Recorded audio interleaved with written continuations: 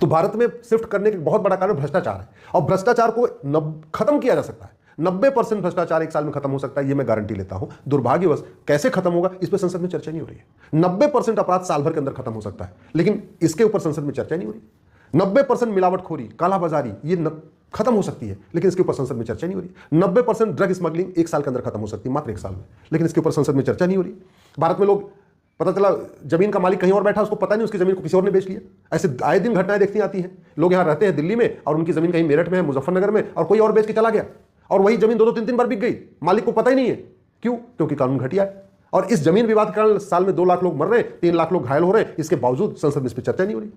तो ये जो भारत से लोग पलायन कर रहे हैं हर साल 2 लाख, और ये भारत के सामान्य व्यक्ति नहीं है, ये भारत की क्रीम है, IITN है, MBA किए हुए लोग हैं, IIM से पढ़े लिखे लोग हैं, टॉप क्लास के चार्टेड अकाउंटेंट हैं, टॉप क्लास के बिजनेसमैन हैं, वो सब यहाँ शिफ्ट कर रहे हैं। इसका मतलब आने वाले टाइम में जब ये यहाँ से शिफ्ट हो जाएंगे, ये बिजनेस व्यापार भी शिफ्ट कर लेंगे। जब शिफ्ट कर लेंगे तो यहाँ और बेरोजगारी बढ़ेगी। अगर वो भारत में रहते हैं, कोई डॉक्टर अगर भारत में है तो कम से कम 4-5 लोगों को रोजगार देता है। इंजीनियर भारत में रहता है, अपना काम शुरू करता है, 10-20 लोगों को रोजगार देता है।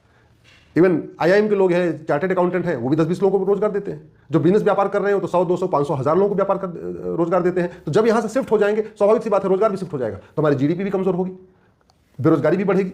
और जब बेरोजगारी बढ़ेगी तो और अराजकता बढ़ेगी। जब लोगों के पास कोई काम धाम नहीं होगा, स्वाभाविक सी बात है चोरी करेंगे, लूट करेंगे, झपटमारी करेंगे, कुछ उल्टा सीधा काम करेंगे।